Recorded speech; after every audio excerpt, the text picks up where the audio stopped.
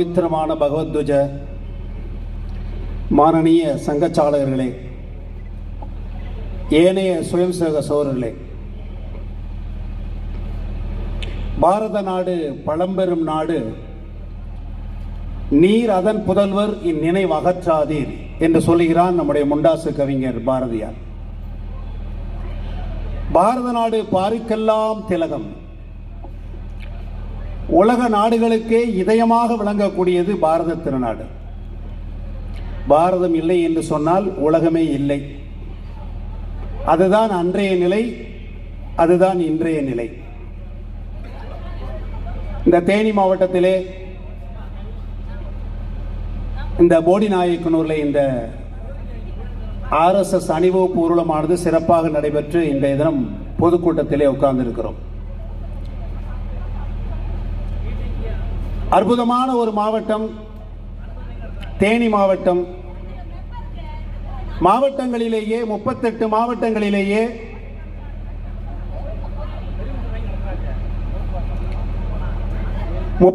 மாவட்டங்களிலேயே சர்வதேச தரச்சான்று பெற்ற மாவட்டம் நம்முடைய தேனி மாவட்டம். முல்லை பெரியாறு, வைகை, வராக நதி என்ற அற்புதமான ஆறுகளை பெற்ற மாவட்டம் நம்முடைய தேனி மாவட்டம். அது மட்டுமல்ல, வைகை அணை, முல்லை பெரியாறு அணை, சத்துப்பாறை அணை, சுருளி நீர்வீழ்ச்சி, கும்பக்கரை அருவி, இப்படி பல இயற்கை வளங்களை கொண்டது நம்முடைய தேனி மாவட்டம். அது மட்டுமல்ல, ஆன்மீகத்தில் சிறப்பு பெற்றது நம்முடைய மாவட்டம்.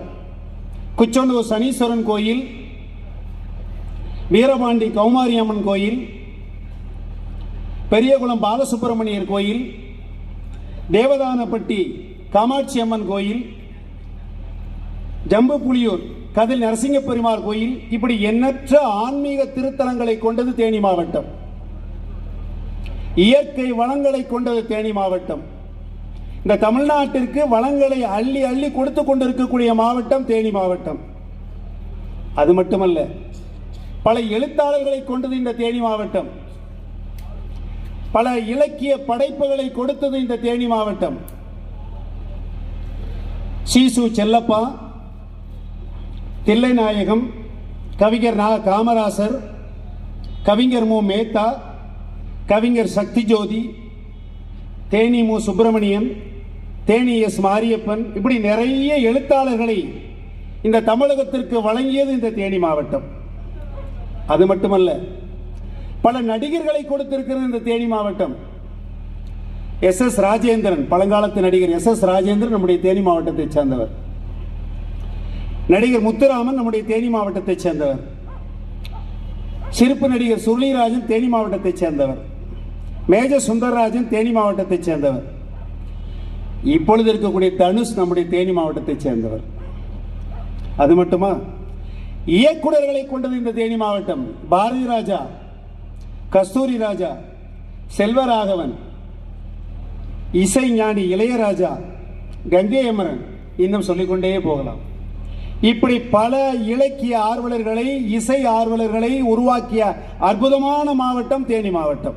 வேற எந்த மாவட்டத்திற்கும் இல்லாத சிறப்பு நமக்கு இருக்கிறது.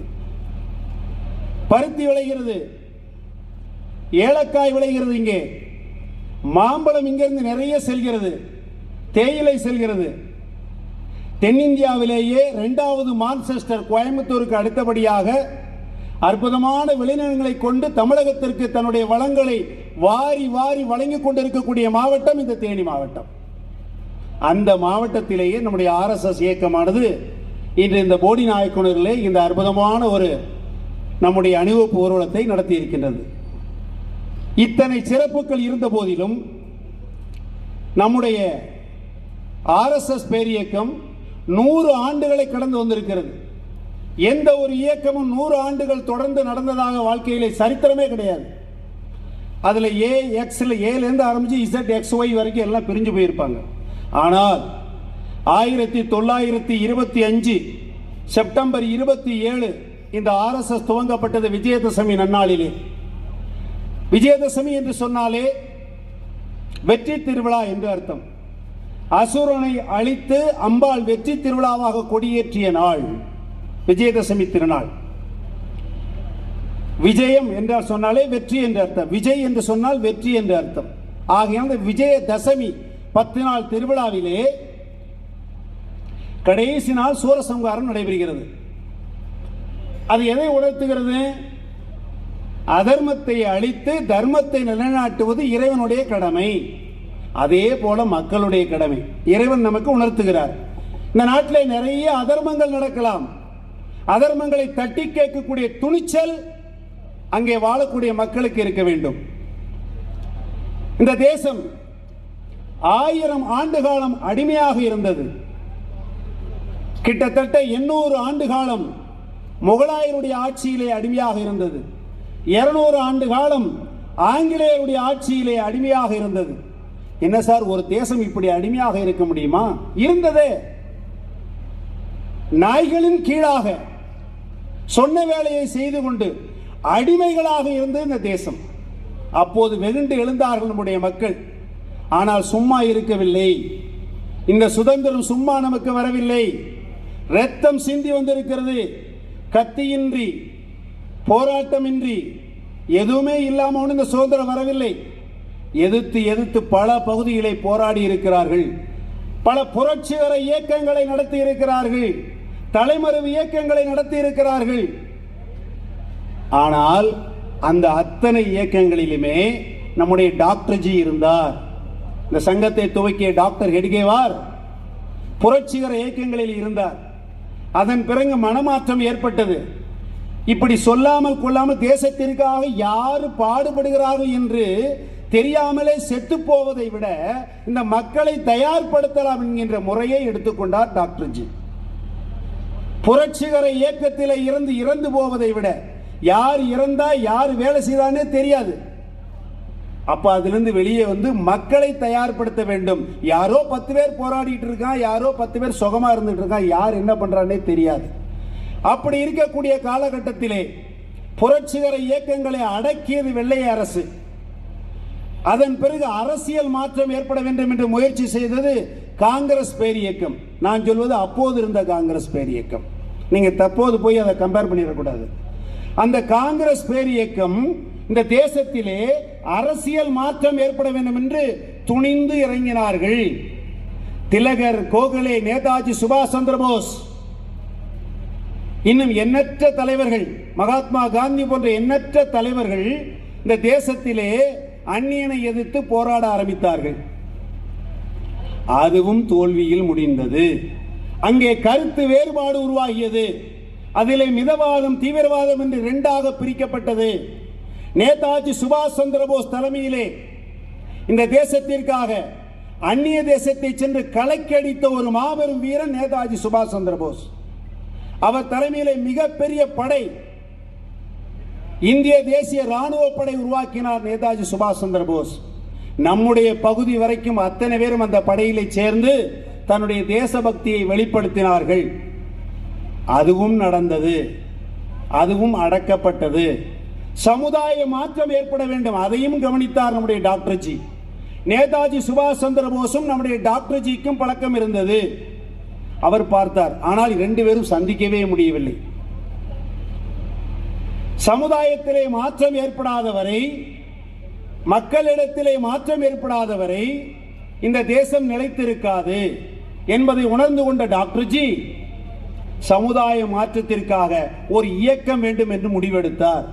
சுவாமி விவேகானந்தர் எப்படி அமெரிக்கா சென்று சிகாகோவிலே முழங்கி இந்து தர்மத்தை பற்றி உலகறிய செய்து இந்த இந்து சமுதாயம் பரந்த மனப்பான்மை கொண்டது, அத்தனை பேரையும் வருக வருக என்று வரவேற்று வாழ வைக்கக்கூடிய சமுதாயம் இந்து சமுதாயம், பாரத சமுதாயம். இந்த நாட்டிலே வாழ்ந்த அத்தனை பேரும் பாரதியர்கள், அத்தனை பேரும் இந்துக்கள் அப்படின்னு நம்ம சொல்றோம். ஏன்? பரந்த மனப்பான்மை கொண்டவர்கள், சகிப்புத்தன்மை கொண்டவர்கள், எல்லோரையும் வருக வருக வருக என வரவேற்று வாழ வைக்கக்கூடியவர்கள் இந்த பாரதியர்கள், பாரதிய சமுதாயத்தை சேர்ந்தவர்கள். அப்போ இதற்காக சுவாமி தயானந்த சரஸ்வதி, சுவாமி விவேகானந்தர், ராஜாராம் மோகன் ராய் பல பேர் சமுதாயத்திலே புரட்சி செய்தார்கள். புரட்சி ஏற்பட்டது, ஆன்மீக புரட்சி ஏற்பட்டது. இந்த தேசம் ஆன்மீகத்தை அடிப்படையாக கொண்டது. இந்த தேசத்திலே ஆன்மீகம் இல்லை என்றால் இந்த தேசம் செத்துவிடும் என்று சுவாமி விவேகானந்தர் சொல்லி இருக்கிறார். இந்த தேசத்திலே கல்லெல்லாம் புனிதம், இந்த தேசத்திலே மண்ணெல்லாம் புனிதம், இந்த தேசத்திலே மலைகள் எல்லாம் புனிதம், இந்த தேசத்திலே மரம் செடி கொடி மனிதன் வரைக்கும் அத்தனை பேரும் புனிதமானவர்கள். இந்த தேசத்திலே யாரும் பாவிகள் கிடையாது. இந்த தேசத்திலே அத்தனை பேரும் புனிதமானவர்கள். உனக்குள்ளே ஆற்றல் ஒளிந்து கிடக்கிறது, அந்த ஆற்றலை வெளிக்கொண்டு வா, அத்தனை ஆன்மாவும் வெளிப்படைய செய் என்று சொன்னார் சுவாமி விவேகானந்தர். அப்படிப்பட்ட தேசபக்தியை, தேசபக்தி உருவாகாத வரை இந்த தேசம் காப்பாற்றப்பட மாட்டாது என்பதை உணர்ந்தார் டாக்டர் கேசவ பலிராம் ஹெட்கேவார். ஆகையினாலே 1925ஆம் ஆண்டு செப்டம்பர் 27 இந்த அற்புதமான RSS பேரியக்கத்தை 11 பேரை கொண்டு ஆரம்பித்தார். இன்றைக்கு நாடு முழுவதும் பரவி உலக நாடுகளை 45 நாடுகளை வெற்றி கோலாற்றி கொண்டு இருக்கிறது RSS பேரியக்கம். இன்னைக்கு எங்க பார்த்தாலும் RSS RSS இந்த 3 எழுத்தை தெரியாத மனிதர்களே இருக்க மாட்டார்கள். அதனுடைய முழு விரிவு பாதி பேருக்கு தெரியாது. ஆனால் இந்த 3 எழுத்து தெரியும். நீங்க RSS ஆமா, ஓ அதான் பாரத நாடுன்னு பேசுறீங்களோ அப்படிம்பாங்க. பாரதம் நல்லா இருக்குன்னு பேசுறீங்களோ, நீங்க RSS நீங்க சங்கியா? அடுத்த கேள்வி கேட்பாங்க, நீங்க ஒரு சங்கியா? பாரதம் நல்லா இருக்கணும், ஒற்றுமையா இருக்கணும், தேசம் நல்லா இருக்கணும், தீண்டாம இருக்கக்கூடாது, எல்லாரும் ஒற்றுமையா வாழணும், எல்லாரும் இறக்கமா இருக்கணும் சொல்லிட்டா அவன் RSS காரன், நீ சங்கி அப்படியே சொல்லக்கூடிய அளவுக்கு இன்னைக்கு போய்கொண்டு இருக்கிறது. அப்போ இந்த டாக்டர்ஜி அப்படி என்ன மந்திரத்தை கற்றுக் கொடுத்தார் இந்த மக்களுக்கு? இவ்வளவு பேர் எங்கிருந்து வந்திருக்கிறார்கள் எல்லோரும்? அப்படி என்ன தாரக மந்திரத்தை டாக்டர்ஜி கற்றுக் கொடுத்தார்?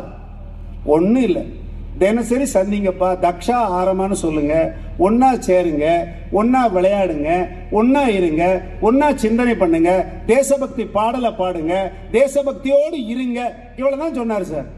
இதை கண்டா பாதி பேருக்கு நடுக்க வருது. ஏன்? தேசபக்தி கிடையாது.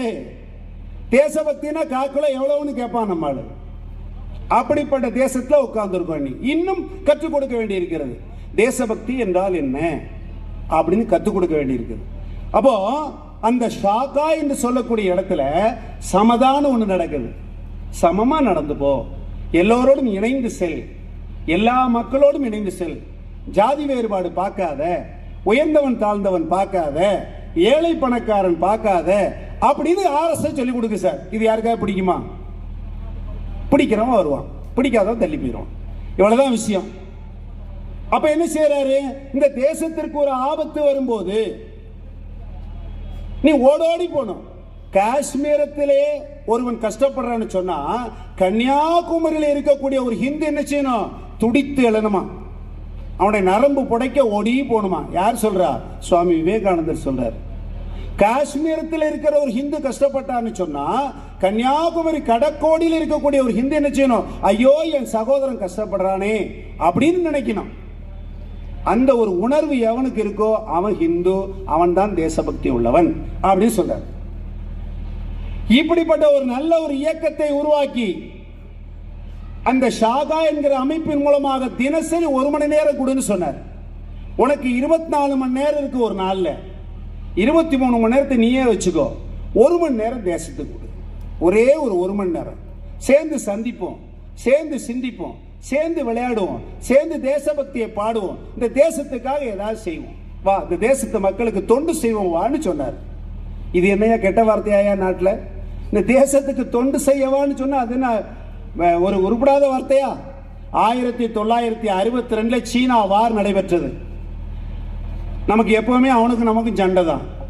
அந்த வாரில் மிகப்பெரிய வார் வந்த உடனே நம்முடைய தொண்டர்கள்லாம் ஓடோடி போனாங்க. எல்லாரும் எங்க போயிட்டாங்க? சீனா கூட சண்டை போட போயிட்டாங்க. டெல்லி பகுதிகளில் மிச்ச பகுதிகள்லாம் டிராபிக்கை சரி பண்றதுக்கு ஆள் கிடையாது. RSS தொண்டர்கள் சரி பண்ணி கொடுத்தாங்க சார். அன்னைக்கு இருக்கக்கூடிய காவல்துறையோடு சேர்ந்து RSS டிராபிக்கை சரி பண்ணாங்க, கூட்டத்தை சரி பண்ணாங்க, ஒழுங்கு கட்டுப்படுத்தினாங்க. நாலு ஒரு பிரதமர் இருந்தார், ஜவஹர்லால் நேருன்னு சொல்லி. அவர் என்ன சொன்னார் தெரியுமா? இந்த RSS இயக்கத்தை இந்த மண்ணில் எங்கேயுமே நான் வளர விட மாட்டேன் அப்படின்னு சொன்னார். நல்ல மனிதர் மாமா. அவர் இப்படி சொன்னாரு. சொன்ன உடனே அவருக்கே புல்லரிச்சு போச்சு. என்னடா சொல்லாமலே ஓடி வந்து வேலை செய்யறானுங்க, நான் கூப்பிடவே இல்லை, ஓடி வந்து அவனெல்லாம் வேலை செய்யறான். நாங்க சொன்னோம், ஐயா எங்களுடைய சொந்த சகோதரன் சொந்த நாட்டுக்கு ஆபத்துன்னு சொன்னா ஓடி போகணும்னு எங்க தலைவர் சொல்லியிருக்காரு. ஊரை விட்டு இல்லை, ஓடி வந்து சேவை செய்யணும்னு சொல்லியிருக்காரு. ஆகையினால் நாங்க வருவோம். அப்படி வந்ததுனால நேருக்கு கொஞ்சம் மனம் மாறி போச்சு. எப்படி மனம் மாறிச்சு தெரியுமா? 1963 குடியரசு தின அணிவகுப்புல நீங்களும் ஊர்வலம் வாங்க. இப்ப போனோம்ல, இந்த மாதிரி 3500 RSS தொண்டர்கள் 1963 குடியரசு தின அணிவகுப்பு ஊர்வலத்தில் RSS தொண்டர்கள் ஊர்வலம் போனாங்க. பொய் இல்ல, ரெக்கார்டு இருக்கு, படம் இருக்கு, எடுத்து யாருனாலும் பார்க்கலாம். இந்த RSS காரன் பொய் சொல்லிட்டு இருக்கான்னு நினைச்சோம். 63 நடந்த எவையா பார்த்தான் அடிச்சு புருடா விடுதான் உங்களுக்கு இன்னைக்கு விடுற மாதிரி நினைச்சிட்டு கிடையாது. படம் இருக்கு, கெசட்ல ரெக்கார்ட்ல இருக்கு. 3587 பேர் இறந்திருக்காங்க. எங்கள்ட்ட புள்ளி விவரம் இருக்கு. ஆகையினால அப்படிப்பட்ட ஒரு அற்புதமான இயக்கம் இந்த இயக்கம். நேருவே மனம் மாறிட்டார். எப்படி பாருங்க. ஆகையினால இந்த தேசத்துக்கு தொண்டு செய்ய நம்ம சொல்றது இல்ல, தேசபக்தியை சொல்லி கொடுக்கிறோம். இந்த தேசம் உன்னுடைய தேசம்டா, இது அற்புதமான தேசம். இதனுடைய காற்றை நீ சுவாசிக்கிறாய், இதனுடைய உணவை நீ உண்கிறாய், இதனுடைய சட்டை ஆடை போடுகிறாய், பருத்தி எடுத்து நீ ஆடை போட்டுக் கொள்கிறாய். இந்த பூமியிலே நீ வாழ்ந்து கொண்டு இருக்கிறாய். அப்ப இந்த பூமிக்கு ஏதாவது செய்யணுமா வேண்டாமா? இந்த தேசத்து என்னோடு பிறந்த சகோதரனுக்கு ஏதாவது செய்யணுமா வேண்டாமா? அதைத்தான் சொல்றான். அவ்வளவுதான். அது நம்ம கூட விளையாடும் போது, சிந்திக்கும் போது, ஆடும் போது, பாடும் போது, இந்த இப்போ ஒரு பாட்டு பண்றான், தனிப்பாடல் இருந்தது. இந்த தேசத்தினுடைய சக்தி அம்மையினுடைய ஆட்சி நடைபெற்றுக் கொண்டிருக்கிறது. இமயமலையிலே அங்கே சிவன் உட்கார்ந்து கொண்டிருக்கிறார். இங்க கடைசியில் நம்முடைய பகவதி அம்மன் கன்னியாகுமரியில் இருக்கிறார். இங்க டாக்காவில் டாகேஸ்வரி இருக்கிறார். இங்க சோமநாதபுரத்தில் சிவன் இருந்து கொண்டு இருக்கிறார். 4 முனைகளிலும் இருந்து கொண்டு சிவனும் பார்வதியும் ஆட்சி செய்து கொண்டிருக்கக்கூடிய அற்புதமான ஒரு நாடு இந்த நாடு. அதனாலதான் பாரதி சொன்னா, பாருக்குள்ளே நல்ல நாடு எங்கள் பாரத நாடுன்னு சொன்னான். அதனாலதான் நீர் அதன் புதல்வர் இந்நினைவு அகற்றாதேன்னு சொன்னான். பாதி பேருக்கு அதே புரியல. அந்த பாரதிக்கே என்ன பண்ணிவிட்டான், அவனை மதச்சார்பற்றவன் ஆக்கிவிட்டான். ஒரு 4 பேர் மதச்சார்பற்றவன் ஆக்கிட்டாங்க. ஏன்னா அவங்களும் அந்த நாட்டை பத்தி பாடி இருக்காங்க.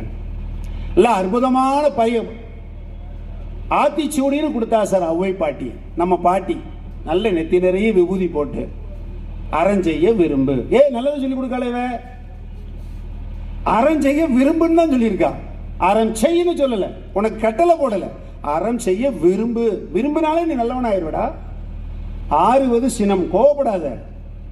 இப்படி நல்லதை சொல்லி கொடுத்தா, மூதுரை சொல்லி கொடுத்தா, அந்த பாட்டி நெத்தியில இருந்து விபூதி அழிச்சு போட்டு மதச்சார்பற்ற பாட்டி ஆக்கி போட்டானோ. பாரதியார் நெத்தியிலிருந்து விபூதி எடுத்து போட்டாங்க. வள்ளலார் வாடிய பயிரை கண்ட போதெல்லாம் வாடின. ஐயோ ஒரு பயிர் வாடுதே சார், அந்த பயிர் தண்ணி இல்லாம கருகும் போது ஐயோ அதுக்கு ஒரு ஆன்மா இருக்கேன்னு உருகினார் சார் ஒருத்தன். அவர் பேர் வடலூர் ராமலிங்க வள்ளலார். அந்த வள்ளலாருக்கு நெத்தியிலிருந்து பட்டை எடுத்து போட்டாங்க. எங்க போய் சொல்றது? அப்போ இந்த ஆன்மீக பூமி இது யாரும் மறுக்க முடியாது, யாரும் மறுக்க முடியாது. அற்புதமான ஆன்மீக பூமி. இந்த ஊர்ல திருட போறவங்க கூட பிள்ளையாருக்கு ஒரு 11 தேங்காய் உடைச்சிட்டு போவான் சார். அடுத்த வீட்டுக்கு நான் போறேன், என்ன பிடிச்சி கொடுத்துறாங்கய்யா அப்படின்னு சொல்லி ஒரு 11 தேங்காயை உடைச்சிட்டு தான் கோயிலுக்கு திருடனுக்கு போவான். அப்படி திருடன் கூட இந்த ஊர்ல ஆன்மீகவாதியா தான் இருப்பான். அப்படிப்பட்ட புண்ணியமான பூமியில பிறந்திருக்கிறோம் நம்ம. 12 ஆழ்வார்கள் பிறந்த பூமி இந்த பூமி. 63 நாயன்மார்கள் பிறந்த பூமி இந்த பூமி. மண்ணில் பூரா எல்லா இடங்களிலும் ஆன்மீக கோயில்கள் நிறைந்து இருக்கிறது. கோயில் இல்லாத ஊரே கிடையாது. அதனாலதான் சொல்லி வச்சாங்க, கோயில் இல்லாத ஊரில் குடியிருக்க வேண்டாம் அப்படின்னு சொன்னாங்க. கோயில் இல்லாத ஊரில் குடியிருக்கவே வேண்டாம் இருக்காங்க. அதனால 10 அடிக்கு ஒரு கோயில் இருக்கு. எல்லோரும் எப்படி இருந்தாங்க? பக்திமான்களாக, தெய்வ பக்தி உள்ளவர்களாக, தேசபக்தி உள்ளவர்களாக உருவாக்கிய தேசம் இந்த தேசம். இந்த தேசம் அப்படிப்பட்டது. இந்த தேசத்தோட மண் அது. இந்த தேசத்தின் மண்ணிலிருந்து ஆன்மீகத்தை பிரிக்கவே முடியாது. ஆன்மீகத்தை பிரித்தால் இந்த தேசம் செத்து விடும் சொல்லிட்டார் ஒருத்தர், சுவாமி விவேகானந்தர். பிரிக்க முடியுமா? முடியவே முடியாது. அப்போ இந்த தேசத்துக்கு தொண்டு செய். துறவும் தொண்டும் தான் உனக்கு உயர்ந்தது. சுவாமி விவேகானந்தர் அதுவும் சொல்றார். துறவும் தொண்டும். துறவு எதுக்கு? எல்லாவற்றையும் துறந்து தொண்டு செய் மக்கள்கிட்ட. நரன் சேவையே நாராயணன் சேவைன்னு சொல்ற. நரன் யாரு? இந்த மக்கள் தான். பாவம் கஷ்டப்படுற மக்களுக்கு உதவி செய்ப்பா. நீ இருக்கிறவன் இல்லாதவனுக்கு கொடு. அப்படி அதுதான் நாராயணன் கடவுளுக்கு செய்யும் சேவை அப்படின்னு சொல்றாரு. ஆகையினால RSS இதை கற்றுக் கொடுக்கிறது, நல்லதை சொல்லிக் கொடுக்குது. இயற்கை பேரழிவுகள் வருகிறது, மிகப்பெரிய சுனாமி வருது. 1900 ஆரம்பிச்ச காலத்தில இருந்து அத்தனை இயற்கை பேரழிவுகளுக்கும் RSS ஓடி போய் நின்றுருக்கு. 1966 பீகார்ல பஞ்சம், ஓடி போய் ஹெல்ப் பண்ணி நிறைய பேர் இந்த பஞ்சத்தை நம்ம ஆட்களே செத்து போனாங்க. 77 ஆந்திரால மிகப்பெரிய புயல் அடிச்சு தூக்கி வாரி ஆந்திராவே போட்டுருச்சு. எல்லா சுயம்சம் ஓடி போய் எல்லாருக்கும் வீடு கட்டி கொடுத்தாங்க, அரிசி கொடுத்தாங்க, காய்கறி கொடுத்தாங்க, வீட்டில இருந்து ஹெல்ப் பண்ணாங்க. தன்னுடைய வீட்டு பையன் இறந்து போயிருப்பான், இவன் பையன் மாதிரி கூட இருந்து ஹெல்ப் பண்ணான். 1979 குஜராத்ல மோர்வி அணை உடைஞ்சு போச்சு. அணைக்கட்டு உடைஞ்சா என்ன ஆகும்? அவ்வளவுதான், ஆயிரக்கணக்கான பேர் செத்து போனாங்க. அந்த புணங்களை எல்லாம் எடுத்துக்கொண்டு தன்னுடைய சகோதரன் இறந்த மாதிரி எடுத்து அவ்வளோதையும் அடக்கம் பண்ணாங்க. 2004 சுனாமி வந்தது, நம்ம பார்த்தோமே. சுனாமிங்கிற வார்த்தையே நமக்கு தெரியாம இருந்தது. அது என்ன சார் சுனாமி? அடிச்சு தூக்கி வீசியது. நாகப்பட்டினம் அந்த பகுதி, வேளாங்கண்ணி பகுதியில் அடிச்சு தூக்கி அடிச்சது. அத்தனை புணங்களை, கிட்டத்தட்ட 3650 புணங்களை எடுத்து நாம எரிச்சிருக்கோம். எரிச்சு தூர போட்டு வரல, அத்தனை பேருக்கும் இறுதி சடங்கு பண்ணி இருக்கிறோம். செத்து போன மாதிரி என் சொந்த சகோதரன், அவனுக்கு இறுதி சடங்கு பண்ணிட்டு வந்திருக்கிறோம். இப்ப 2015 சென்னையில மிகப்பெரிய வெள்ளம் வந்தது. அந்த வெள்ளத்துல தலையளவுக்கு தண்ணி போயிட்டு இருக்கு, கடகடன்னு போகுது. அதுல நீந்தி போய் எல்லா வீட்லயும் மாடி மாடியா உணவை கொண்டு கொடுத்தா சார் RSS காரன். எல்லாரும் வாழ்த்துறாங்க, நீ நல்லா இருப்பா தம்பி, உன் உயிரை பணைய வச்சு எங்களுக்கு வந்து உணவு கொடுக்குறியே அப்படின்னு சொன்னாங்க. இப்ப 2020 கொரோனான்னு ஒரு நோய் வந்தது. எவ்வளவு பெரிய, அவ்வளவு பயந்து போய் கிடந்தா இந்தியாவில். இந்த பாரத தேசத்தில் அத்தனை பேர் வீட்டுக்குள்ள பூட்டி இருந்த ஒரே நாள் அந்த நாள் தான். அன்னைக்கு அத்தனை பேருக்கு ஊசியை கொண்டு போய் கொடுத்து, உணவை கொடுத்து, கபசுர குடிநீரை கொடுத்து, நம்மவங்க எத்தனை பேர் செத்து போயிருக்காங்க தெரியுமா? 100கணக்கான பேர் எங்களை சுயம் சேவகலாம் செத்து போயிருக்காங்க. அதுல கொரோனா வந்து நம்ம சுயம் சேவக் செத்து போயிருக்காங்க. அவனுக்கு கண்ணீர் அழிஞ்சு செலுத்துறதுக்கு இல்ல, அவனை விட இன்னும் 10 மடங்கு வேகமாக வேலை செய்வதற்காக நம்ம எல்லாம் இருக்கோம். அந்த கொரோனா பெருந்தொற்றில் உலகத்திற்கே ஊசியை கொடுத்து உலகத்தையே காப்பாற்றிய பெருமை இந்த பாரத தேசத்திற்கு உண்டு, வேற யாருக்கும் கிடையாது. நம்ம தேசத்திற்கு அந்த பெருமை உண்டு.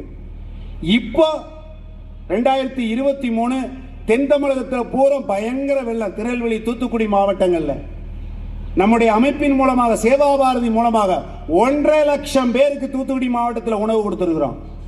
50,000 பேருக்கு பாத்திரங்கள் எல்லாம் கொடுத்திருக்கிறோம். இப்போ ஒரு 10, 20, 30, 40 பேருக்கு வீடு கட்டி கொடுத்துட்டு இருக்கிறோம். அத்தனை பேருக்கு துணிமணிகள் கொடுத்திருக்கிறோம். உடைஞ்ச பாலத்தை சரி பண்ணி இருக்கிறோம். மருத்துவ உதவி தொடர்ந்து 40 நாட்கள் மருத்துவ உதவி பண்ணி இருக்கிறோம். யார் சார் பண்ண முடியும்? நாங்க என்ன எல்லாரும் போஸ்ட் அடிச்சு கொடுத்தாமா மருத்துவ உதவி செய்யுங்க அப்படி சொன்னோமா? சொல்லல. அத்தனை சுயம் சேவர்கள் ஓடி போனா அங்க போய் நின்னா. அத்தனை பேர் ஓடி ஓடி போய் நின்று என்னுடைய சகோதரன் பாதிக்கப்பட்டிருக்கான், அவனுக்காக உதவி செய்யறதுக்கு அவங்க எல்லாம் ஓடி போனாங்க. அது மட்டுமல்ல, இதெல்லாம் சமுதாய தொண்டு சார். RSS ஆன்மீக தொண்டு செய்திருக்கிறதா? ஏன், நிறைய செஞ்சிருக்கு. 1981 வேலூர் ஜலகண்டேஸ்வரர் ஆலயம் சிவபெருமானத்துக்கு வெளியில போட்டாங்க முகலாயருடைய ஆட்சியில. சிவன் இல்லாமலே பல ஆண்டு காலம் இருந்தது. அங்க இருக்கக்கூடிய நம்ம மக்கள்லாம் சேர்ந்து முடிவு பண்ணாங்க, ஜலகண்டேஸ்வரர் கோயில் முக்கியமான சிவன் ஆலயம், அங்கே சிவன் உள்ளே போக வேண்டும். சிவன் வேற ஒரு இடத்துல கிடந்தார், அவர் தூக்கி கொண்டு உள்ள வைக்கணும் அப்படின்னு சொல்லி மிகப்பெரிய ஆர்ப்பாட்டங்கள், போராட்டங்கள், மிக தடைகள் எல்லாம் தாண்டி அந்த வேலூர்ல ஜலகண்டேஸ்வரர்ல உள்ள கொண்டு போய் வச்சு பிரதிஷ்டை பண்ணியது RSS பேர் இயக்கம். அயோத்திக்கு முன்னாடி, அயோத்திக்கே வழிகாட்டி தமிழ்நாடு அப்படி கொண்டு வைத்திருந்தது. 1983 கங்கை புனித நமக்கு கங்கா யாத்திரை நடத்தினோம். நாடு முழுக்க கங்காஜலம் நாடு முழுக்க வந்தது, மிகப்பெரிய எழுச்சி ஏற்பட்டது. 2007 ராமசேது, ராமர் பாலம்னு இப்ப சொல்றமே, ஆடம் பிரிட்ஜ்னு சொல்லிட்டு இருக்காங்க. ஆடம் என்னைக்கு இங்க வந்தாங்க? ராமர் அமைத்த பாலம் அது, ராமசேது. அது இல்லைன்னு சொல்லி டிக்ளேர் பண்ணிட்டான் நம்ம ஆளு. அதுக்கு மிகப்பெரிய ஆர்ப்பாட்டங்கள், போராட்டங்கள், பக்தி இயக்கங்கள், ராமசேது பூஜைகள் எல்லாம் நடைபெற்றது. இன்னைக்கு ராமசேது உடைக்கப்படாம இன்னைக்கு அமெரிக்காக்காரர் அங்க இருந்து படையெடுத்து அனுப்புறான்.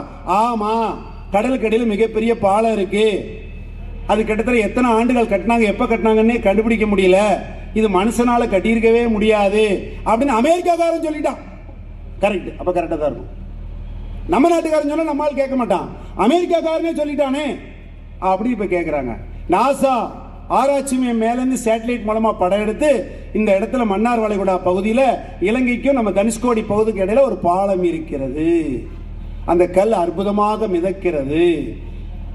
அதுல ராம் ராம்னு எழுதப்பட்டு இருக்கிறது. ஏண்டா அதைத்தானே நாங்களும் சொல்லிட்டு இருக்கோம். ஆஞ்சநேயர் தூக்கிட்டு வந்து அந்த கல்லை போட்டாரு. அது ராமசேது. அது கிட்டத்தட்ட எவ்வளவு நீளம்? 3 கிலோமீட்டர் நீளம், 300 கிலோமீட்டர் அகலம். எப்படி இருக்கும் அந்த சேது, ராமசேது? அதை உடைப்பேன், அது வழியாக தான் கப்பலை விடுவேன் அப்படின்னு சொன்னாங்க. அது தடுத்து நிறுத்தப்பட்டது. இப்போ 2008 அமர்நாத்ல அந்த அமர்நாத் தேவியை தரிசனம் பண்ணக்கூடாதுன்னு தடையை போட்டாங்க. 63 நாள் போராட்டம் நடைபெற்றது. என்ன போராட்டம்? இந்துக்கள்லாம் எழுச்சியோடு போராடினாங்க. தாய்மார்கள் போராட்டம், பெரியவர்கள் போராட்டம், வயதானவர் போராட்டம். எங்க குழந்தைகள்லாம் சேர்ந்து 1 லட்சம் பேர், 15 வயசுக்கு குறைந்த குழந்தைகள் 1 லட்சம் பேர் சேர்ந்து போராடி இருக்கிறாங்க. 63 நாள் 99 ஏக்கர் பகுதியை மீட்டெடுத்தாங்க. அடுத்தபடியாக 23 நமக்கு தெரியும். 2023 500 ஆண்டுகால போராட்டம். பாபர் மசீது அறிவிக்கப்பட்டிருந்தது. மீண்டும் அது ராமர் கோயில் தான் அப்படின்னு கோர்ட் நமக்கு அற்புதமான ஒரு தீர்ப்பை கொடுத்தது. ஆடினோமா, பாடினோமா, கொண்டாடினோமா, வெற்றி திருவிழா நடத்தினோமா? இல்ல, அது இந்த தேசத்தோடது. அது கோர்ட் சொல்லியிருக்கு, அவ்வளவுதான். அப்படியே அந்த இடத்துல அற்புதமாக மீண்டும் அந்த இடத்துல ராமர் கோயில் பிரதிஷ்டை செய்யப்பட்டு இன்னைக்கு அற்புதமாக உலக நாடுகள் எல்லாம் இன்னைக்கு எப்படி திரும்பி பார்க்குது. 500 ஆண்டு கால போராட்டம் முடிந்து ஒரு அற்புதமான கோயிலை நிர்வாகம் பண்ணியிருக்கிறது. தெம்புள்ள, முதுகு தெம்புள்ள மக்கள் வாழ்கிறார்கள் இந்த பாரத தேசத்திலே அப்படின்னு இன்னைக்கு அந்நிய நாடுகள் நம்மளை பாராட்டி கொண்டிருக்கின்றன. அப்படி அற்புதமாக பல இயக்கங்களை ஈன்றெடுத்த இயக்கம் RSS பேர் இயக்கம். அப்ப இந்த சங்கத்தோட நோக்கம் என்ன சார்? இது என்ன ஒரு தனி கட்சியா? இதுக்கு உறுப்பினர் அட்டை உண்டா சார்? நான் சங்கத்தில் சேரணும் சார், யாரும் வந்தாங்க, வா சேரு. என்ன செய்யணும்? இந்த காவி கொடி முன்னாடி வா, துவஜ பிரணாம் பண்ணு, அவ்வளவுதான், முடிஞ்சு போச்சு, நீ உறுப்பினர். விழுதுனா ஆமா. இந்த அட்டைலாம் 50 ரூபா 100 ரூபா கொடுத்து யாரும் கொடுக்குறாங்க? அட்டையும் கிடையாது, மட்டையும் கிடையாது, உறுப்பினர் அட்டையே கிடையாது சார். இவ்வளவு யாராவது வாங்கியிருந்தா கேளுங்க பார்ப்போம் சார். 100 வருஷம் இந்த இயக்கம் ஓடிட்டு இருக்கு.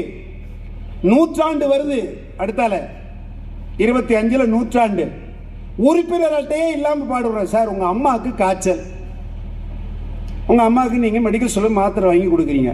உங்களுக்கு ஒரு போஸ்டர் அடிச்சு, அம்மாவிற்கு மாத்திரை வாங்கி கொடுத்த சுரேஷ் அவர்களுக்கு நன்றி நன்றி நன்றி. எவனா போஸ்டர் ஒட்டுவானா? ஆனா ஒட்டினாலும் ஒட்டுவான் நம்மளு. திடீர்னு இதெல்லாம் நடக்கும் நம்ம நாட்டில். அப்படி தாய்க்கு சேவை செய்யறது ஒண்ணுதான், தாய் நாட்டுக்கு சேவை செய்யறது ஒண்ணுதான் நினைக்குது RSS பேர் இயக்கம். இதுக்கு எதுக்கு சார் உறுப்பினர் அட்டை? இந்த தேசத்தில் பிறந்த எல்லாருமே உறுப்பினர் தானே. அப்புறம் எதுக்கு எனக்கு மட்டும் தனி அட்டை? நான் தனியாளா? இந்த தேசத்தை உள்ளவன் தானே நானும்.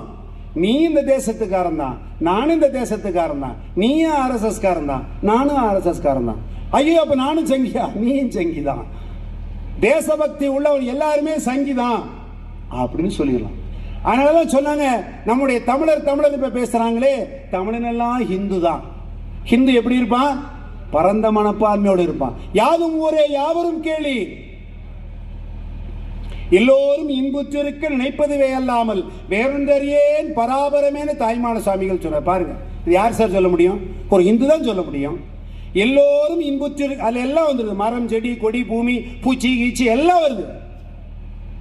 எல்லோரும் இன்புற்றிருக்க நினைப்பதுவே அல்லாமல் வேறொன்றறியேன் பராபரமேனு பாடியிருக்கான். ஒரு இந்து தான் இதை பாட முடியும். ஒன்றே குலம் ஒருவனே தேவன், திருமூலர் சொல்றாரு. ஒரே குலம் தாண்டா மனித குலம், 2 ஜாதி தான். எங்க ஜாதி சொல்ல போறீங்க நினைக்கலாம்? இல்ல, ஆண் ஜாதி, பெண் ஜாதி, அவ்வளவுதான். 2 ஜாதி அந்த தேசத்துல இருக்க முடியும். ஒன்றே குலம் ஒருவனே தேவன் சொன்னது யாரு? ஹிந்து. திருமூலர் சொல்லி இருக்கிறாரு. புரியுதா? யாதும் ஊரே யாவரும் கணியன் பூங்குன்றனார் சொல்லி இருக்கிறாரு. யாதும் ஊரே யாவரும் கேளீர், உலகம் யாவையும் உங்களுடைய குடும்பம், வசுதைவ குடும்பகம், உலகத்தையே குடும்பமாக பாருங்கள் அப்படின்னு சொல்றாரு. யாரு சார்? என் குடும்பத்தையே நான் பார்க்க முடியல, உலகத்தை ஏன் சார் குடும்பமா பார்க்கறது? பாரு, ஊராம்பிள்ளையை ஊட்டி வளர்த்தா ஓம்பிள்ளை தன்னால வளரும் சொல்லியிருக்காங்கல்ல. இந்த உலகத்தையே ஒரு குடும்பமாக பாருங்கள். உக்ரைன்ல கஷ்டப்பட்டாலும் உன் சகோதரன் தான், லெபனான்ல கஷ்டப்பட்டாலும் உன் சகோதரன் தான், காஷ்மீர்ல கஷ்டப்பட்டாலும் உன் சகோதரன் தான், கன்னியாகுமரியில கஷ்டப்பட்டாலும் உன் சகோதரன் தான். அப்படி பாரியா நீ அப்படின்னு பரந்த மனப்பான்மையை கற்றுக் கொடுக்கிறது RSS பேர் இயக்கம். ஆகையினால் லோக சமஸ்தா சுகினோ பவந்து, இந்த உலகம் நல்லா இருக்கணும், சர்வே பவந்து சுகினகா, இந்த உலகம் இன்புற்று இருக்கணும், எல்லோரையும் சகோதரனா நினைங்க அப்படின்னு கத்துக் கொடுக்குது ஆர்எஸ்எஸ் பேரியக்கம். ஆகையினால இந்த தேசத்துல தேசபக்தியோடு இந்த தேசத்திற்காக போராடிய வாவு சிதம்பரம் பிள்ளை நெற்றி நிறைய விபூதியை பூசிக்கிட்டு அவரை பிடிச்சி கண்ணனூர் சிறையில் போட்டிருக்கும் போது அப்படியே செக் இழுத்தாரு. என்ன கிரைண்டர் போட்டு மிஷின் போட்டு இழுத்தாரா? அவரே இழுத்து அடிச்சு சவுக்கை வச்சு அடி அடின்னு அடிச்சான் காவல்துறையில் இருந்தவங்க அன்னைக்கு ஆங்கிலேயர்கள். ஆனா அவர் சுத்தி வரும்போது என்ன சொன்னார் தெரியுமா? அவர் கையெல்லாம் செவந்து ரத்தம் சொட்ட சொட்ட இருந்தது.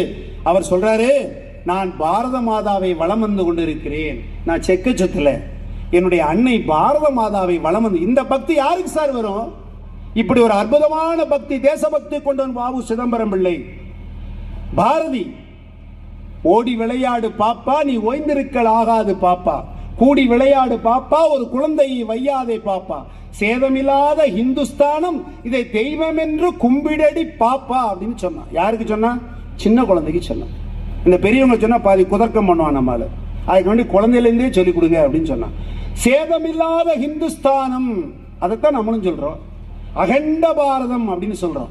இங்க இருந்து ஆரம்பிச்சு ஆப்கானிஸ்தான் வரைக்கும், சைனா வரைக்கும், பர்மா வரைக்கும், இலங்கை வரைக்கும் நம்முடைய நாடு. என்ன சார் இப்படி சொல்றீங்க? இன்னைக்கு சொன்னா அடிச்சு போடுவானே, அவன் அங்கங்க ஆட்சி இருக்கட்டும், நம்ம கூட தான் இருந்தது. ஒன்னு ஒவ்வொரு நாள் தான் பிஞ்சு பிஞ்சு நம்மகிட்ட தானே பிரிஞ்சு போய் தனி நாடா மாறியது. ஆப்கானிஸ்தானத்துடைய பேர் என்ன? காந்தார தேசம். காந்தார தேசம் யாருடையது? காந்தாரி உடையது. காந்தாரி யாரு? நம்ம பாரத தேசத்தினுடைய மருமக. நமக்கு பட்டை எழுதி கொடுத்த நாடு ஆப்கானிஸ்தான். இன்னைக்கு அதனுடைய பேர் காந்தார தேசம், இன்னைக்கு ஆப்கானிஸ்தான் இருக்கு. அங்கேயும் அத்தனை பேர் இந்துக்களா தான் இருக்காங்க. இப்படி எல்லா தேசமும் நம்முடைய தேசமாக இருந்தது. வாஞ்சிநாதன், கட்டபொம்மன், வீர சாவர்கர், திலகர், அத்தனை பேர் எப்படி இருந்தாங்க? நெத்தி நிறைய திலகமிட்டுக் கொண்டு இந்த தேசத்திற்காக போராட வந்தே மாதரம் வந்தே மாதரம் என்று போராடினார்கள். வந்தே மாதரம் என்போம் எங்கள் மாநில தாயை வணங்குது என்போம் பாரதி சொன்னார். வந்தே மாதரம் தெரியாம போயிடக்கூடாதுன்னு அடுத்த வரியிலே அதுக்கு நோட்ஸ் போட்டுட்டான் பாரதி. வந்தே மாதரம் என்போம் எங்கள் மாநில தாயை வணங்குது என்போம், இந்த தேசத்தை தெய்வமாக வழிபடு அப்படின்னு சொல்லி கொடுத்தான் பாரதி. அப்போ இந்த தேசம் முழுக்க மிகப்பெரிய ஆன்மீக புரட்சி ஏற்பட்டது. வட மாநிலங்களை ஹரிஹர புக்கர் புரட்சி ஏற்படுத்தினார், வித்யாரண்யர் புரட்சி ஏற்படுத்தினார், விஜயநகர சாம்ராஜ்யம் ஏற்பட்டது. தென் பகுதியிலே, இந்த பகுதியில் தென் மாவட்டங்களிலே குரு கோவிந்த சிம்மன், வட மாவட்டங்கள் அந்த பகுதியில் வடதேசத்தில் குரு கோவிந்த சிம்மன், பகத்சிங் தன்னுடைய குழந்தையெல்லாம் காவு கொடுத்து இந்த தேசத்தை காப்பாற்றி கொடுத்தார்கள். இந்த பகுதியிலே மருது சகோதரர்கள் தன்னுடைய உயிரை கொடுத்து ஆன்மீகத்தை காப்பாற்றி கொடுத்தான். சுதந்திர போராட்ட வீரன், ஆங்கிலேயனை எதிர்த்து போராடினான். வேலுநாச்சியார் அவருடைய படையிலிருந்து போராடினான், மறைந்திருந்தான். அத்தனை பேரையும் வந்து சூழ்ச்சியில வென்றான் வெள்ளக்காரன். மறைந்திருந்த போது அவன் என்ன செஞ்சான்? நம்மால் ஒரு எட்டப்பா ஒருத்தன் காட்டி கொடுத்தான். என்ன தெரியுமா? இந்த மருது சகோதரனுக்கு காளையார் கோயில் சிவன் கோயில்னு சொன்னா ரொம்ப பக்தி, அவனுக்கு சிவன் தான் குலதெய்வம், அந்த சிவன் கோயில் நீங்க இடிக்கன்னு சொல்லுங்க, ஓடி வந்துடும். எப்படி பார்த்தீங்களா? காட்டி கொடுக்குற வேலை. இன்னைக்கு மாதிரியே அன்னைக்கும் செஞ்சு போட்டான். அவன் செஞ்சான், ஏய் நாளைக்கு காலையில மருது 2 பேரும் வரலன்னு சொன்னா காளையார் கோயில குண்டை வச்சு இடிக்க போறேன் அப்படின்னு பீரிங்க கொண்டு நிப்பாட்டிட்டான். ஓடியே வந்தாங்க, ஏய் நிறுத்து, என்ன வேணா தூக்கில படு, என் உயிரில் எனக்கு தேவையில்லை, என்ன மாதிரி 1000 பேர் பின்னாடி வருவாங்க, என் கோயிலை மட்டும் நீ கை வைக்க கூடாது அப்படின்னு சொல்லிட்டான். திருப்பத்தூர்ல தூக்கிலிடப்பட்டான். 2 பேர் தூக்கில போன. இந்த வெள்ளக்கார கொஞ்சம் நல்லது செஞ்சாங்க. சாகும்போது உனக்கு என்ன வேணும்னு கேட்பான். நம்ம எல்லாம் திருநெல்வேலி எல்லாம் 1 கிலோ கொடுன்னு கேட்பான். இல்லைன்னா திண்டுக்கல்ல இருந்து முறுக்கு வாங்கிட்டு வாமா, மணப்பாறை திருச்சியில இருந்து முறுக்கு வாங்கிட்டு 1 கிலோ தின்னுட்டு சாவுறேன்பான். ஆனா இந்த மருது சகோதரன் என்ன சொன்னா தெரியுமா? நான் சாகும்போது என்னுடைய கண் வெளியில பிதுங்கி வரும், எங்க 2 பேருடைய தலையும் கொண்டு போய் அந்த காளையார் கோயிலுக்கு எதிர்த்தாப்புல நீங்க வைக்கணும் அப்படின்னா. ஏன்? என்னுடைய சிவனை நான் பார்த்து கொண்டே இருக்க வேண்டும் வாழ்நாள் முழுக்க. எப்படிப்பட்ட தேசபக்தி சார்! எவ்வளவு பெரிய தேசபக்தி இந்த தேசத்துல இருந்திருக்கிறது. இப்படி யார் சார் சொல்ல முடியும்? இந்த தேசத்துல இன்னைக்கும் பார்த்துக்கிட்டு இருக்கான் மருது பாண்டியன் காளையார் கோயில. அற்புதமான இந்த கோயில் உயர்ந்து நின்று கொண்டிருக்கிறது. அப்படிப்பட்ட தேசபக்தி கதைகள் அல்ல, வரலாற்றை கற்றுக் கொடுக்கிறது ஆர்எஸ்எஸ் பேரியக்கம். வீரன் சுந்தரலிங்கம் படையில இருந்தான். எப்படிப்பட்ட படை இருந்தது அவங்கள்ட்ட? அவனுடைய மாமமக வடிவு கூட சேர்ந்து போய் அந்த மிகப்பெரிய டேங்க் வெடிகுண்ட ஆடு மேய்ச்சிட்டு போய் அடிச்சு நொறுக்கி அங்க செத்து போனான் சார்.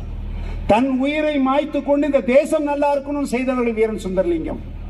இப்படி நிறைய பேரை சொல்லலாம். 700 ஆண்டு காலம் அடிமையா இருந்துன்னு சொன்னேன்.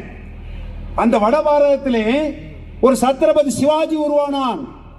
சமர்த்த ராமதாசர் அவனை உருவாக்கினார், ஒரு குரு உருவாக்கினார். டேய், இந்த தேசத்தை காத்தல் செய். பாரதி சொல்றான், தேசத்தை காத்தல் செய். எப்படி அவ்வை பாட்டி அறம் செய்ய விரும்புன்னு சொன்னாலோ அதை போல தேசத்தை காத்தல் செய் அப்படின்னு புதிய ஆத்தி சூடி படைத்தான் பாரதி. ஆகையினால இந்த ஹிந்து சாம்ராஜ்யத்தை முதலாக உருவாக்கி காமிச்சார் சத்ரபதி சிவாஜி மகாராஜா. அத்தனை பேரையும் ஓட ஓட விரட்டி அடித்தான் சத்ரபதி மகாராஜா. மிகப்பெரிய அப்சல் கானை வதம் செய்தான். இந்த தேசத்திலே தன்னைத்தானே முடிசூட்டி கொண்டான். நான் தான் இங்கே ஹிந்து சாம்ராஜ்யத்தை உருவாக்கி இருக்கிறேன். 6/6/1674 ஹிந்து சாம்ராஜ்யம் உருவாகியது. சத்ரபதி சிவாஜி மகாராஜா உருவாக்கினார். அவன் தான் மாவீரன் இந்த தேசத்தில். இந்த தேசத்தினுடைய வழிகாட்டி சத்ரபதி சிவாஜி மகாராஜா. அவருடைய ஆணையின் கீழ் என்ன வந்தது? ஹிந்துத்துவம் மலர்ந்தது.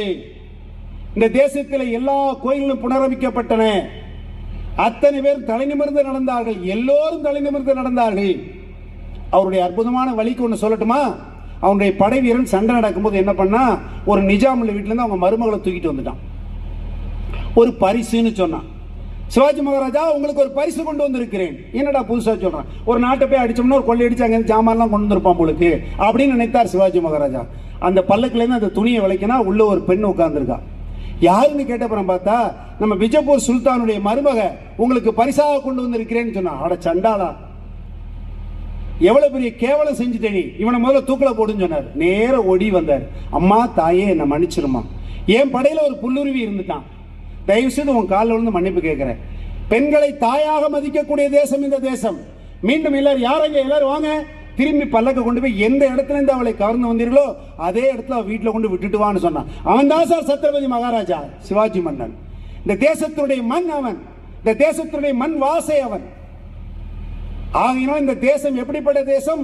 பெண்களை எல்லாம் தெய்வீகமாக இந்த நவராத்திரி விழாவிலே 9 நாளும் நவராத்திரி. யாருக்கு? பெண்களுக்கு. சிவனுக்கு ஒரு ராத்திரி தான், பெண்களுக்கு பாருங்க நவராத்திரி. துர்க்கையாக, வாணியாக, சரஸ்வதியாக, மகாலட்சுமியாக அற்புதமாக வழிபடக்கூடிய தேசம். பெண்களை தாயாக, தன்னுடைய மனைவியை தவிர அத்தனை பேரையும் தாயாக பார்க்க வேண்டும் என்று சொல்லிக் கொடுத்த தேசம் இந்த தேசம். சுவாமி விவேகானந்தத்தையும் ஒருத்தி கேட்டா, நீங்க இவ்வளவு அறிவாளியா இருக்கீங்களே, நாங்க மட்டும் கல்யாணம் பண்ணிக்கிட்டா நமக்கு பிறக்கிற குழந்தை அறிவாளியா பிறகு. அம்மா தாயே நல்லா இருமா, நீ அழகானவதான், உனக்கு எதுக்கு அப்படி ஒரு குழந்தை வேணும், நானே உன் குழந்தை தான், என்ன நீ குழந்தையா பாவிச்சுக்கோ, முடிஞ்சு போச்சு.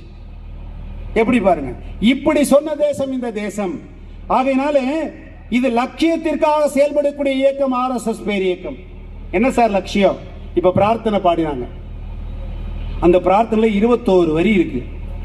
அதுல கடைசி வரி இருக்கு, பரம்பைபவன் நேத்துமே தத்துவராஷ்டிரம், உலகத்திற்கே குருவாக இந்த தேசத்தை மாற்ற வேண்டும் அப்படின்னு எல்லா நாட்டையுமே பிடிக்கணும்னு அர்த்தமா? இல்ல, எல்லா கலைகளையும் இங்கிருந்து எல்லா தேசத்துக்கும் கொண்டு செல்ல வேண்டும், எல்லோருக்கும் நல்லவற்றை கொடுக்க வேண்டும், எல்லோரும் இன்புற்றிருக்க நினைப்பதுவே அல்லாமல் வேறொன்றே பராபரமேன்னு தாய்மானசாமி சொன்னதை நிறைவேற்றணும்.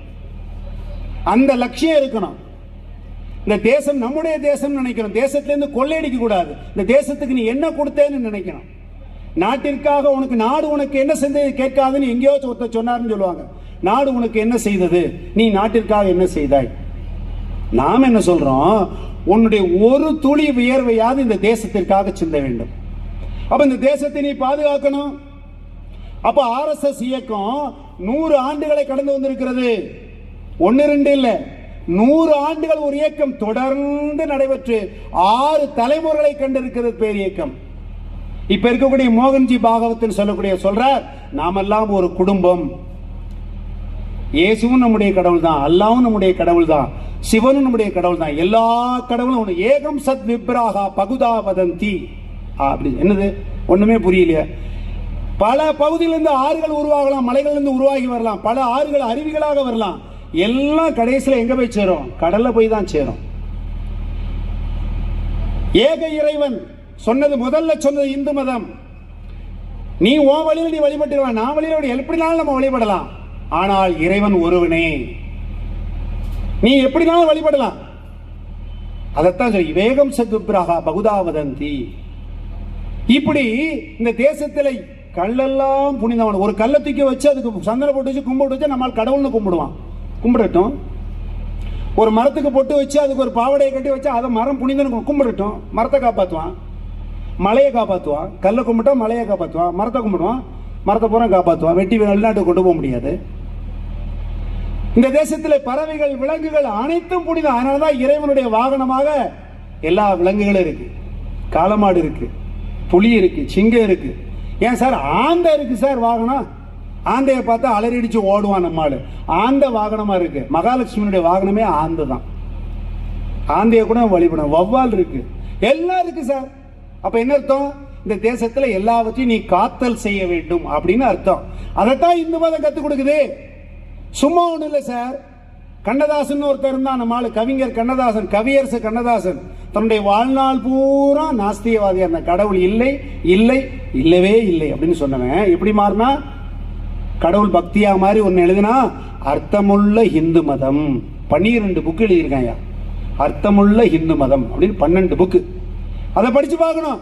அதை ஒருத்தன் படிச்சாலே போதும், இந்த தேசத்து மேல பக்தி வந்துடும், இறைவன் மேல பக்தி வந்துடும். இந்த 2 பக்தி இருந்தா போதும். பசும்பொன் முத்துராமலிங்க தேவர் சொல்றார், தேசபக்தியும் தெய்வ பக்தியும் என்னுடைய 2 கண்கள்.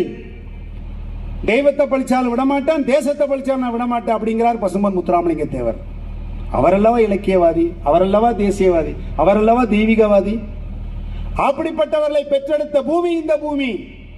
எத்தனையோ பேர் இந்த தாய்நாட்டிற்காக சேவை செய்திருக்கிறார்கள்.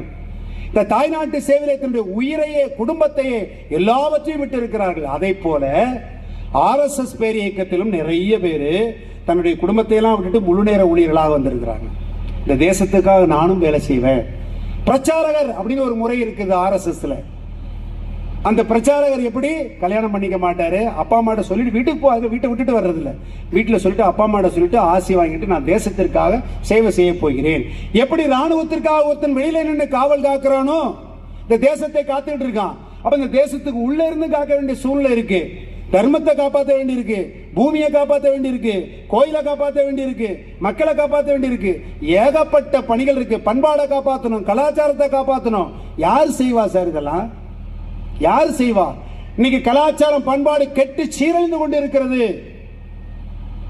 கண்டதே காட்சி, கொண்டதே கோலம், பார்த்ததே காட்சி என்று பார்த்து கொண்டு வாழ்ந்து கொண்டிருக்கிறது சமுதாயம். சமுதாயம் கெட்டு கெட்டு சீரழிந்து கொண்டு இருக்கிறது. பட்டுதான் அறிவுன்னு சொல்லுவாங்க, பட்டறிவுன்னு வேற. இது அறிவு கெட்டு போய் அலையுது சமுதாயம்.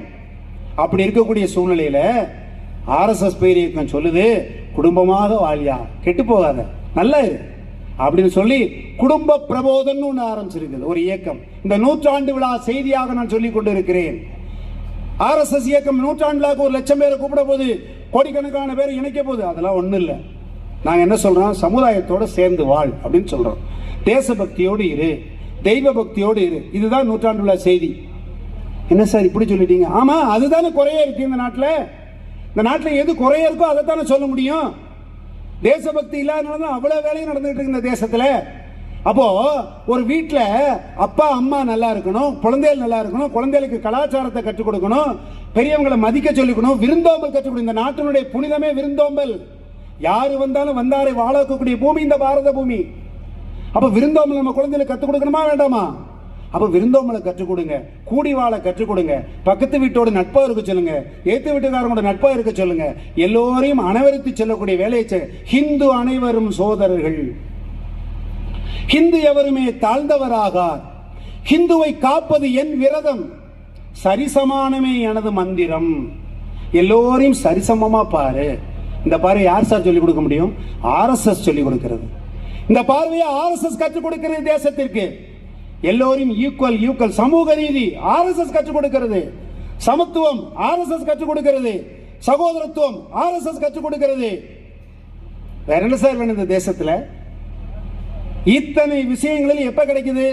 1 மணி நேரம் வாயா, உன்னுடைய வாழ்க்கையில ஒரு மணி நேரம் கூடியா, 24 மணி நேரத்துல 23 மணி நேரம் உனக்கு வச்சுக்கோ.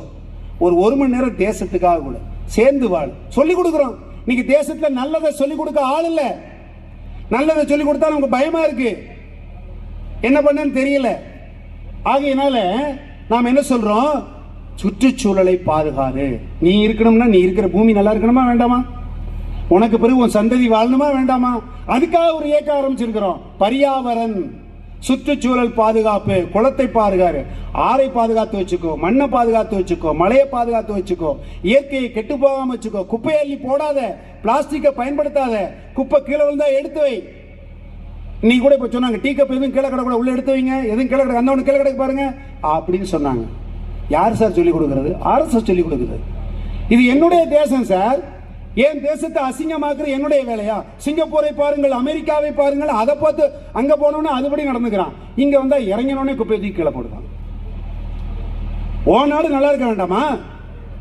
ஓ நாட்டை பார்க்க வர ஓ நாட்டை புகழ்ந்து சொல்ல வேண்டாமா? நீ சிங்கப்பூரே சொல்லிக்கிட்டு இருப்பியா எல்லா நாளும்?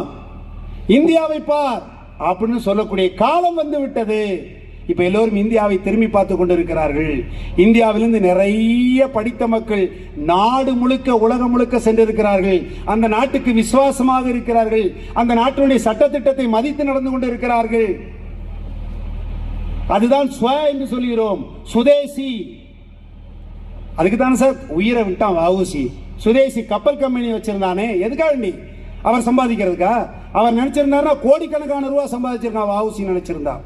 மிகப்பெரிய பணக்காரர் அவரு. அவ அப்பா அவன் பையன் படிக்கிறதுக்காக ஓட்டப்படாரத்துல ஒரு பள்ளிக்கூடத்தையே கட்டி கொடுத்தாரு. எப்படி? என் பையன் இன்னைக்கு ஸ்கூலுக்கு போறாங்கிறதுக்கா ஒரு பள்ளியிடம் கட்டி கொடுத்து அதுக்கப்புறம் இந்த பையனை அனுப்பினார். யார் சார் பண்ணுவார்? இன்னைக்கு இருக்கிற பள்ளியிடத்தை கொள்ளையடிச்சு கொண்டு போயிருவான். ஆனா அவர் என்ன பண்ணாரு? இந்த தேசத்திற்காக வெள்ளக்காரனை எதிர்த்து கப்பல் விட்டார். யாருக்காக? அவன் கொள்ளையடிக்கிறான். நம்ம நாட்டில் வந்து, வெளிநாட்டில் வந்து நம்ம நாட்டில் வந்து கொள்ளையடிக்கிறான். அப்ப நம்ம மக்களுக்காக அவர் விட்டார். 2 கப்பல் கொண்டு வந்தார், லாவோ அப்படின்னு சொல்லி, வெள்ளி பனி மலையின் மீது லாவுவோம் அப்படின்னு சொல்லி அங்கே இருந்து பரட்டு வர்றார். அப்படியே மேலை கடல் முழுதும் கப்பல் விடுவோம். கொண்டு தூத்துக்குள்ள வியாபாரம் சிலோனுக்கு கப்பல் விட்டாரு. அதையும் ஓச்சான், பிடிச்சு உள்ள போட்டான் நம்மால. அப்போ சுதேசியாக இருக்கும், நம்ம நாட்டில் தயாரிக்கக்கூடிய பொருள்களை வாங்கணும், அந்நிய நாட்டு பொருளை புறக்கணிக்கணும். அதைத்தானே செஞ்சாங்க. சட்டையெல்லாம் போட்டு கொளுத்துனாங்க. நம்ம நாட்டு சட்டையை வாங்குங்க, நம்ம நாட்டு. அப்ப நம்ம நாட்டில் சோப்பு சீப்பெல்லாம் யார் வாங்குவா? நம்ம நாட்டில் தயாரிக்கக்கூடிய பொருளை யார் வாங்குவா? வெளிநாட்டுக்காரன் வாங்குவானா? உங்க அம்மா இருக்காங்க, அப்பா இருக்காங்க, உங்க வீட்டில் தினசரி சமைக்கிறாங்க. நீ சாப்பிட, நான் டெய்லி ஹோட்டல்ல தான் சாப்பிடுவேன்னா உங்க வீட்டு சாப்பாடை யார் சாப்பிடுவா? இந்த அடிப்படை ஞானத்தை கற்றுக் கொடுக்கிறது RSS பேர் இயக்கம். அதுதான் சார் சுதேசி. நம்ம நாட்டினுடைய டெக்னாலஜி, நம்ம நாட்டினுடைய வளர்ச்சி, நம்ம நாட்டினுடைய முன்னேற்றம், நம்ம நாட்டினுடைய பொருளாதார வளர்ச்சி, அதுதான் சுதேசி. ஸ்வ அப்படின்னு சொல்றோம், சுதேசி. அதை கற்றுக் கொடுக்கிறோம். அடுத்தபடியாக சமூக கடமை இருக்கிறது நமக்கு. இந்த தேசத்தினுடைய சட்ட திட்டங்களை மதித்து நடந்து கொள்ள வேண்டும். இந்த தேசத்தில் ஒரு சட்டம் போட்டா எல்லாருக்கும் தான் அந்த சட்டம், தனித்தனியா யாருக்கும் கிடையாது. ஒன்வே இது நீ ஒன்வே போடணும், ஒன்வே நீ போடணும், நானும் போனோம், எல்லாரும் போனோம். அப்ப சட்ட திட்டத்தை மதித்து நடந்து கொள்ளுங்கள் அப்படின்னு சொல்றோம். இது குடிமக்களுடைய கடமை இல்லையா? ஒரு இந்த நாட்டினுடைய குடியுரிமை பெற்ற நமக்கு இந்த கடமை இல்லையா? இப்படி 5 விஷயங்களை இந்த தேசத்தில் நூற்றாண்டு விழாவிலே RSS பேர் இயக்கம் கொடுத்து கொண்டிருக்கிறது. அற்புதமான விஷயங்களை கொடுக்கிற. குடும்பமாக சேர்ந்து வாழுங்கள், சுற்றுச்சூழலை பாதுகாத்துக் கொள்ளுங்கள், சுதேசியை கடைபிடியுங்கள், சட்டத்திட்டத்தை மதித்து நடங்கள், இயற்கையை பாதுகாத்துக் கொள்ளுங்கள். இதை விட வேற என்ன சார் சொல்லணும் இந்த தேசத்துக்கு? இதைத்தான் RSS பேர் இயக்கம் சொல்லிக் கொண்டிருக்கிறது. ஒவ்வொரு மனிதனுக்கும் ஒவ்வொரு சுய லாபம் எண்ணம் இருக்கும். அப்ப ஹிந்துத்துவ தன்மையை கொடுக்கிறது. ஹிந்துத்துவம் என்ன? எல்லோரையும் சமமாக நினைப்பது ஹிந்துத்துவம். ஹிந்துத்துவா ஹிந்துத்துவம் அலறான் அவ்வளவுதான். ஒண்ணும் கிடையாது, ஒண்ணும் கிடையாது. நீர் இல்லாத நெற்றி பால்னு சொன்னா ஹிந்துத்துவம். பசுமாட்டை தெய்வமா கும்பிட்டா ஹிந்துத்துவம். நதியை நீ தெய்வமா கும்பிட்டா ஹிந்துத்துவம். முடிஞ்சு போச்சு. வயக்காடு இருக்கு சார், நமக்கு சோறு போடுது. சோறு போடுற வயக்காடு நமக்கு என்னது? நம்முடைய பூமி, நம்ம பூமி. இப்ப வீட்டில் வந்து பூமி பூஜை பண்றோம். உனக்கு ஒரு அற்புதமான வீடு கட்டணும், பெரிய கடை கட்டணும், பூமி பூஜை போடுறீங்கல்ல, எதுக்கு போடுறோம்? இந்த இடத்துல அம்மா தாயே உன்னை நான் தோண்டி தோண்டி புண்ணாக்க போறேன், உன்னை தோண்டி தோண்டி மம்முட்டியை வச்சு, கடப்பாறையை வச்சு, ஜேசிபியை வச்சு உன்னை தோண்ட போறேன், என்னை மன்னிச்சுக்கம்மா. சமுத்திரவசனே தேவி பர்வரஸ்தன மண்டலே விஷ்ணுபத்னி நமஸ்துப்பியம் பாதஸ்பர்ஸ்தம் சமஸ்மே. என் பாதத்தை வச்சு உன் மேல நடந்து போறேம்மா, என்னை மன்னிச்சுக்கமா அப்படின்னு காலையில சொல்லணுமா? யார் சொல்றா? காலையில சொல்லணும். இந்த பாதம் பூமியில் படுவதற்கு கூட பெர்மிஷன் வாங்கணும். யார்கிட்ட? கோர்ட்லியா? இல்ல, பூமி மாதாட்ட பெர்மிஷன் வாங்கணும். வாங்கிட்டு தான் நீ நடக்கணும். அதனாலதான் பூமி பூஜை போடுறோம். அம்மா தாயே உன் மேல தோண்ட போறோம். வாழையடி வாழையாக என் பிள்ளை என் பேரன் எல்லோரும் இந்த வீட்டில் சந்தோஷமாக வாழ வேண்டும், அதற்காக உன்னை நான் தோண்டி கொண்டிருக்கிறேன், மன்னித்துக் கொள்ளம்மா அப்படின்னு சொல்றதுதான் பூமி பூஜை. அது தெரியாம அதுல பாலை ஊற்றுவான், மஞ்சப்படி போடுவான், குங்குமம் எல்லாம் போடுவோம். ஐயர் சொன்னார் எல்லாம் செய்வோம். ஐயர் சொன்னா எல்லாம் சரியா இருக்குன்னு செஞ்சுட்டு இருக்கோம். அவ்வளவுதான், வேற ஒண்ணும் இல்லை. ஐயர் நல்லதை சொல்லி கொடுப்பாரு, அதனால நல்லதை சொல்றாரு, நம்ம செய்யறோம் அப்படிங்கறத நம்ம பண்ணிக்கிட்டு இருக்கோம். அதுதான் தாத்பரியம். அப்ப சோறு போடும் மாதா பூமி மாதா நமக்கு குலதெய்வம். அதுதான் சார் ஹிந்துத்துவம். பாலை கறந்து தருகிறது பசுமாடு, தாய்ப்பாலுக்கு அடுத்தது பசு. பசு நம்முடைய குலதெய்வம். அதுக்காக கோரக்ஷண சமிதி வச்சிருக்கிறோம். பசுவை பாதுகாக்க வேண்டும். இன்னைக்கு நிறைய பால்னா வருது, என்ன பால்னு நமக்கே தெரியாது. இன்னைக்கு இருக்கிற பையன்ட போய் கேளுங்க, பால் எங்கேருந்து வருதுன்னா A2 பால் கடையிலேருந்து AR பாக்கமேலேருந்து வருதுமா. பால் எங்கேருந்து வருதுன்னு அவனுக்கு தெரியாது. அப்ப பசுமாடு எல்லாம் அழிஞ்சு போச்சுன்னா இந்த தேசம் எப்படி இருக்கும்? தினசரி 1.5 லட்சம் பசுமாடு இந்த தேசத்திலே வெட்டப்படுகிறது. புனிதமாக நினைக்கக்கூடிய பசுவை நம்ம வெட்டிடும். எப்படி இருக்கும் இந்த தேசம்? ரத்தம் சொட்ட சொட்ட வெண்ணி அது தலையில ஊத்தி சம்மட்டியால அடிச்சு மிஷினை வச்சு அறுத்து அவ்வளவு நடக்குது. அப்ப இந்த தேசம் எப்படி இருக்கும்? புனிதமான இந்த தேசம். ஆகையால நான் 33 கோடி தேவர்களும் இந்த பசுமாட்டில் இருக்காங்க. அதனாலதான் பசுவை தொட்டு கும்பிடுறோம். அதனாலதான் நம்ம வீட்டை வந்து கிரகப்பிரவேசம் பண்ணும்போது பசுமாட்டுக்கு முதல்ல பூஜை பண்றோம். கிரகலட்சுமி மகாலட்சுமி வீட்டுக்குள்ள வரட்டும் அப்படின்னு சொல்றோம். அப்ப பசுவை பாதுகாக்க வேண்டும். முதல்ல இருந்து சொல்லிட்டு வர மரம் செடி கொடைகளை பாதுகாக்கணும், இயற்கையை பாதுகாக்கணும், பசுவை பாதுகாக்கணும், ஆலயம் பொலிவுற வைக்க வேண்டும். அதுதான் முதல்ல சொன்ன, கோயில் இல்லாத ஊரில் குடியிருக்க வேண்டாம். எல்லா ஆலயங்களும் கும்பாபிஷேகம் நடைபெற்று அற்புதமாக ஆலயங்கள் இறைவன் இருக்கும் இடம் எப்படி இருக்கணும்? சுத்தமாக தூய்மையாக அற்புதமாக இருக்க வேண்டும். அந்த ஆலயத்தை காப்பாற்ற வேண்டிய பொறுப்பு அதை சுற்றுப்போது இருக்கக்கூடிய நமக்கு இருக்கிறது. ஆலயத்தை பாலடைய போட்டுட்டு நாம சந்தோஷம் 6 மாடி 8 மாடி கட்டி உட்கார்ந்துட்டு இருக்க முடியுமா? முடியாது. அப்போ இந்த தேசத்துல நல்ல விஷயங்களை நல்லவற்றை கற்றுக் கொடுக்கக்கூடிய பணியை RSS பேரியக்கம் செய்து கொண்டு இருக்கிறது. RSS இயக்கம் ஒன்றை குறிப்பாக சொல்லுகிறது. நம்முடைய லட்சியம் என்ன? தேசத்தை காத்தல் செய். இந்த தேசத்து குடிமக்களை நம்முடைய மக்களாக பாவித்துக்கொள். உலகின் குருவாக இந்த பாரதம் ஆக வேண்டும். இதுதான் நம்முடைய லட்சியம். இதுல வேற ஒன்றும் ஒளிவு மறைவே கிடையாது. எல்லோரும் இன்றுக்க நினைப்பது இல்லாமல் வேறொன்றறியும் பராபரமேன்னு முதலே சொல்லிட்டேன். இந்த உலகத்தில் இருக்கக்கூடிய பூச்சிகள்ல இருந்து எறும்புல இருந்து அத்தனைக்கு உணவு போட்டவன் இந்து. எறும்பு நல்லா இருக்கணும்னு சொல்லி கோலம் போட்டான் சார். நம்மால மாப்பொடியை வச்சு கோலம் போட்டான். அந்த எறும்பும் சாப்பிட்ட ஜீவராசி சாப்பிட்டுட்டோம் சொல்லி. அதுதான் ஹிந்துத்துவம். அப்ப இந்த தேசத்தில் உள்ள அனைத்தையும் புனிதமாக கருதக்கூடியது இந்துத்துவம். அதை காப்பாற்ற வேண்டும். அதை காப்பாற்றுவதற்கு தான் இந்த தேசத்தை பாரத அன்னையாக பாரத மாதாவாக வணங்க வேண்டும் சொல்லி நம்முடைய RSS பேரியக்கம் நமக்கு கற்றுக் கொடுக்கிறது. இதுதான் சார் சுருக்கம். 1 மணி நேரம் சந்திக்கிற இடத்த நம்ம கற்றுக் கொடுக்கக்கூடிய விஷயம் என்ன?